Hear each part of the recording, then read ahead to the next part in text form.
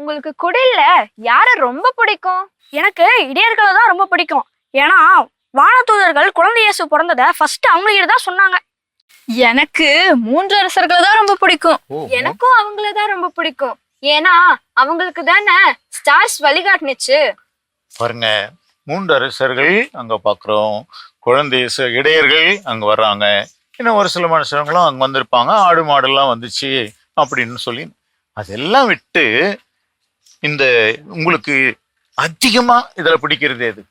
எங்களுக்கு 3 அரசர்களை தான் ரொம்ப பிடிக்கும். 3 அரசர்கள் தானா? ஏன்னா 3 அரசர்களே வந்து வழிபடுறாங்கன்னா இயேசு எவ்வளவு பெரியவரா இருந்திருப்பாரு. அப்ப இயேசுவும் ஒரு அரசரோ? என்ன, இயேசு அரசரா? பிள்ளைகளா, நீங்க சொன்னது ரொம்ப ரொம்ப சரியானது. ஏன்னா இயேசு பிறக்கிறதுக்கு பல வருஷங்களுக்கு முன்னாலேயே வரப்போகிற மெசியா ஒரு அரசராக இருப்பார் அப்படின்னு சொல்லி இறைவாக்கினர் சொல்லிட்டு வந்தாங்க. அதுலயும் எரேமியா இறைவாக்கினர் சொன்ன ஒரு அழகான வாக்கியம் இருக்கு, கொஞ்சம் படிச்சு காட்டுறியா? அவர் வரும் காலத்தில் தாவீதுக்கு ஒரு நீதியுள்ள தளிர் தோன்றும்.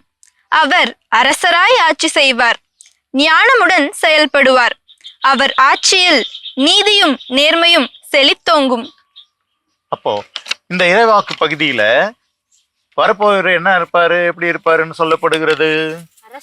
அரசரா இருப்பார், அவர் ஆட்சி செய்வார். யூதர்கள் தங்களுக்கென்று ஒரு அரசர் வேண்டும் என்று கடவுள்கிட்ட கேட்டாங்க. தொடக்கத்துல கடவுள் வந்து சவுல் அப்படின்னு ஒரு அரசரை கொடுத்தாரு. அப்புறம் தாவீது அப்படின்னு சொல்லி அவங்க வழி தோன்றல அப்படியே அரசர்கள் வந்துட்டே இருந்தாங்க.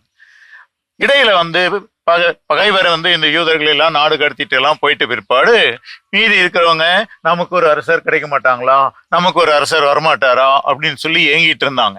அந்த சமயத்தில் தான் எரேமியா வரப்போகின்ற அரசர் இப்படி இருப்பாரு, அவருடைய காலத்துல அந்த எதிர்பார்க்கப்பட்ட அந்த அரசர் தான் இயேசு. நம்ம குடியில பாக்குற அந்த இயேசு குழந்தை கடவுளுடைய மகன்.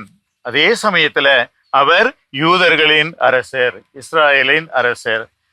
அவர் அரசர்னு சொல்லி நம்ம எங்கேயாவது இந்த நிகழ்ச்சிகள்ல பாக்குறோமா?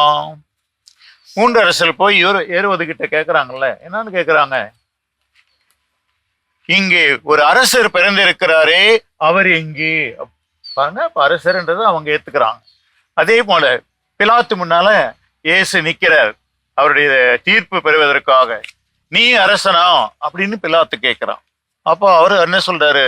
ஆமா, நீயே சொல்லிட்டியே, என் அரசு எப்படி இருக்கும்னு சொல்லி, அமைதியின் அரசு அப்படின்னு அந்த விளக்கங்கள்லாம் சொல்றாரு. இப்ப நாம அந்த இயேசுனுடைய அரசுக்கு குடிமக்கள் ஆகணும் இல்லையா? ஆமா. அப்ப என்ன பண்ணும்? இப்ப இந்திய நாட்டுக்கு குடிமக்கள் ஆகணும் அப்படின்னா ஆதார் கார்டு வேணும். அப்போ இயேசுடைய குடிமக்கள் நாம ஆகணும், இயேசு அரசனுடைய குடிமக்களாக நாம மாறணும்னா என்ன வேணும்? அன்பு வேணும், நீதி வேணும், உண்மை வேணும், தியாகம் வேணும். இந்த 4 நம்ம வாழ்ந்து காட்டிட்டா நாம் யாருடைய அரசுல இருக்கிறோம்? இயேசுவோட அரசு. அப்ப இயேசுனுடைய அரசனுடைய குடிமக்களா இருக்கலாமா? இருக்கலாம் தாத்தா.